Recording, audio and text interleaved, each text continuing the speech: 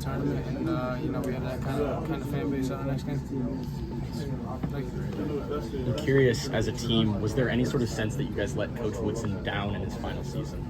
No, I don't think so at all. I think we actually, from where we were losing 5 or 6 in a row, and everybody thought the world was ended, and all this stuff in the media, and there's just a lot of stuff that's going on. I mean, we ended up winning 5 out of the next 7. So, in terms of letting it down, no. For the last home game, sent them out on a win. Beat Purdue. Last Purdue game at home, sent them out on a win. So, hopefully he's proud of us. I'm proud of where we came from when everybody quit on us, and if we do get an opportunity in March, hopefully we go out and show them what we can do.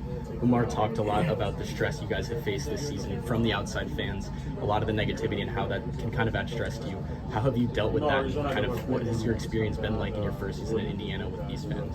Yeah, I think 98% of Indiana fans are 99.8% of Indiana fans are amazing. We appreciate all the fans that come to the games. It's that loud minority of people on social media that are tagging you and sending you DMs and all that stuff. And it is what it is. Everybody gets it. I understand it's the nature of college basketball and having a platform. We're given it such a big platform, and if we don't perform, we're open to criticism. But the outside noise. Everybody wanting coaches being fired and all the DMs and all the social media stuff. It does get to you. Because in today's day and age, your social media is your brand, so it's not like you can just delete it. You can't just delete all your social media and make it go away. So at the end of the day, we really just come together and know that we're all playing for each other and for Coach.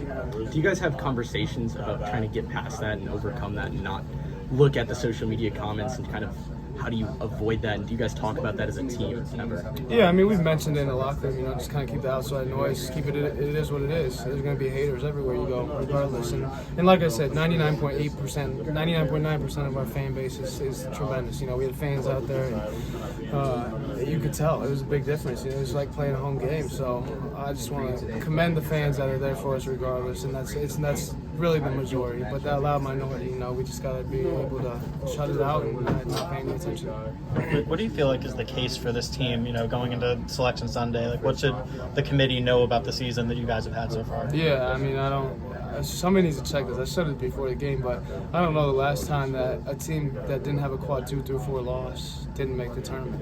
We don't have a single bad loss this year. You can look back in the Bahamas, getting beat by 20, 25. You see Louisville are second in their conference. You see Gonzaga, they just won their conference tournament, and they're going to be a top 5 seed. You look at Iowa, we got beat pretty bad by Iowa, but they just won in the first game of the Big Ten tournament, and they're playing good basketball. So you look at our losses outside of those 3 games where we got blown out. They're all close games. I know the net doesn't reflect losses as much, but you think about Maryland, game-winning shot, and they're going to be a 4 seed. You think about Purdue, game-winning shot at their place, Trey Kaufman, free throw line, hook shot. So you think about the games that we lost too. At UCLA, we missed a wide open layup and open 3. So, all those games you got to take into account. No bad losses. I think this team and being able to compete with the best teams in the country, beating the conference winner at home on the road after we lost 5 in a row. It's just our resume speaks for itself. So. Luke, with all those things you just listed, how hard is it sitting here in the position that you guys are now in, waiting and having your hopes in somebody else's hands? Yeah, it's tough. We really got to watch and hope there's not a ton of bid stealers. I think that's a big thing. We need Memphis to win their conference. We need their bubble teams to lose.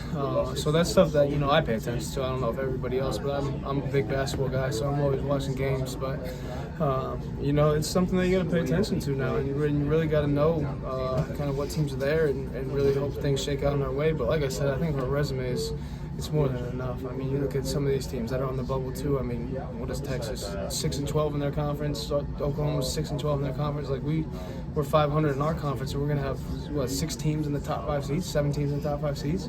So when you think of that and look at it like that, I think it's a no-brainer. So you're not a guy that avoids this stuff. You're obviously plugged into kind of the details. Oh, I watch all the games. Yeah, I'm locked in. I watch almost every game possible. Last night before bed, all of it. So I'm watching all these games. So this this weekend you'll be watching all those. that are Yeah, I'm gonna go affected. home and watch the rest of the games tonight. So yeah, It I'll also be, sounds like you're doing a lot of research online as well. yes, yeah. I mean, especially in the position we're in. You know, I love March Madness. It's my favorite time of year. Obviously, being able to play, and it's awesome. But especially the position we're in. You know, in the past, I've been fortunate enough. Especially last year, we kind of knew. But this year, it's like, okay, we need this team to lose, this team to lose. You know, Drake winning their conference championship was huge for us. No bid stealers from there. So we just gotta, stay the course, and we're gonna prepare the next 2 days like we're in, regardless, whether or not. So if that opportunity does come, then we're ready to go, and we can make some noise. You were on a team last year that made a deep run in the tournament. Obviously, you guys would be in a different position in the tournament than Illinois was last year. But do you see some of those same qualities in this group? Yeah, it's a lot of resiliency, man, and toughness. So after we lost those 5 games in a row, we kind of came together and we're like, man, we gotta have a common goal. We gotta play tougher.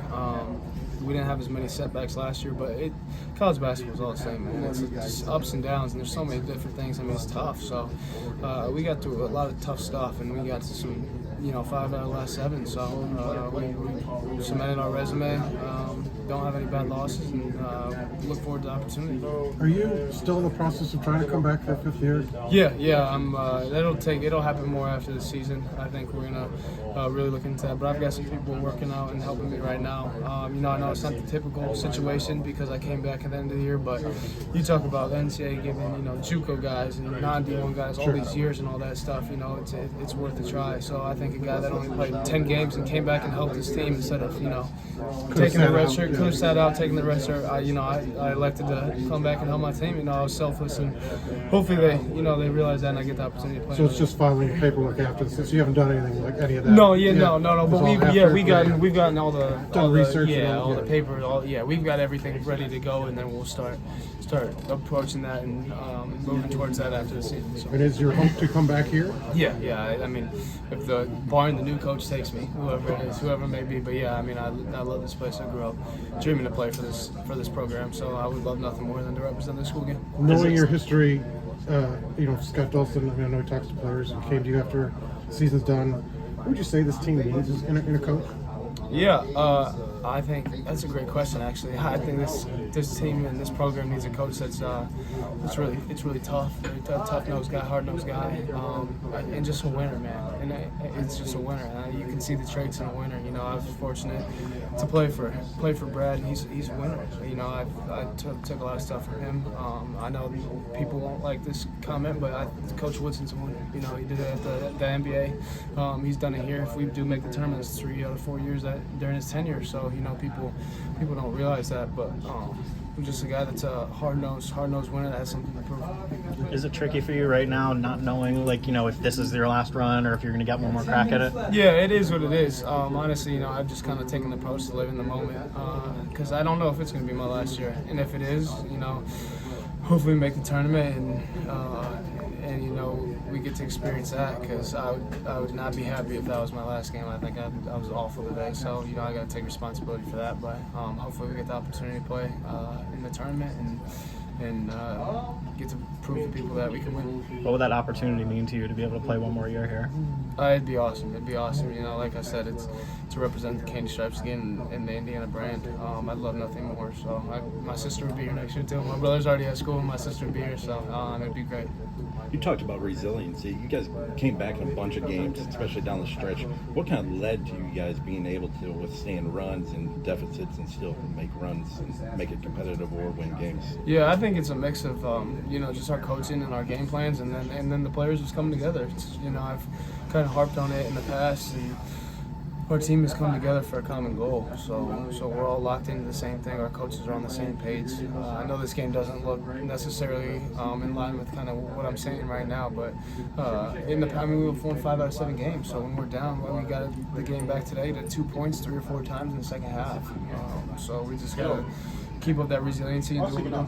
Yeah, you did get into a one-possession game many times. Second half. What held you guys back from taking the lead and taking control of the game? Yeah, it was their guys hitting big shots. That's really what it was. I think we had some defensive mistakes. 100%. I was, especially I was awful today. So, but I think some guys on their team that are sub 30% from three. You know, we scout that, and they had 4 threes out of those guys. So credit to them. I mean, they're good basketball players, but when you scout something, those guys hit shots, it's tough. So you know, all credit to them. They made shots when they needed. So they're a great team. They're gonna give Michigan State a great game, but you know, they hit some very timely shots for sure. Was there anything physical for you, or just not able to find a rhythm? Yeah, it was just bad. It's not great. I just got to be better. That's what it was. I just couldn't hit a shot, didn't defend well enough. I got to be better for my teammates. When you look at this season, when you got there the last 6 to 7 games where you wanted to be, what prevented you guys as a whole from kind of getting there early? I mean, we saw you guys beat Michigan State, beat Purdue, but like, you know, on a given night you could beat anybody. It just took a while.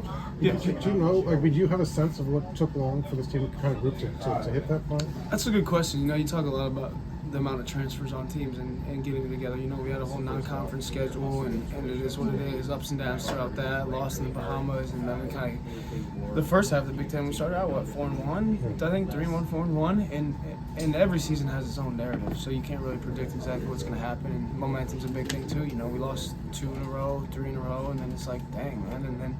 You know, we win a game at Michigan State, and you're like, all right, we're a good team. And then you pick up the momentum again. So, like I said, every team every year has a different narrative. So that's just kind of the way that our season's gone. I don't think it's necessarily one thing or another like that you can, you know, throw a dart at. But, you know, I think the teams just come together really well. Does that make it more frustrating that you can't pinpoint one thing? That like you had all this talent, you guys are good. You know, you could play a given day against anybody, but just didn't happen early. I mean, is that frustrating as a player to not be able to sort of? Yeah, I mean, a little bit. You know, going into the season, we all had expectations. We wanted to win the Big Ten. Yeah. That's everybody's goal. That's every team's goal. I doubt there was a single team in the Big Ten that went out there and said we don't want to win the Big Ten. Like that's everybody's goal. So, in terms of just you know being upset about the way the season went, I don't know if it's necessarily upset more than just. Yeah, I don't know if that's the right word. Yeah, exactly. It's more just. You know, it's just kind of how it went, and I think we dealt with the punches pretty well. So maybe some of those games, Maryland, they miss a shot and we win. UCLA, Mac makes the layup, and you know it's going to overtime. So there's just a bunch of moments throughout the season, but that's what makes the season. So you have what ifs there too. I mean, you pinpoint them, right? Like, exactly. Yeah, I mean, there's a ton of what ifs. I think it's a lot in our hands too. You know, I mean, you just can't say that one thing. There's defensive mistakes and missed shots throughout the whole game, but you talk about those moments that really kind of define. Even Oregon the last time we played them. I mean, credit to them. They hit big shots, but he hit a logo 3 when we were up 1 with 2 on the shot clock. So you just look back at those moments like that and the missed opportunities. But other than that, you know, I'm just proud of the team and where we've gotten to. Was there anything kind of freeing mid-season about, you know, there was all the uncertainty, you know, circling the program with, you know, with Coach Woodson's status, and I guess once that became official, was there anything kind of freeing about that for you all? I don't know necessarily freeing. It was more just like we want to play for him. Like we really want to. It's his last year. He's one of the greatest players to ever play for this program. Put the jersey on, so we wanted to represent him in the right way and the program in the right way. Thanks, Luke. Yep.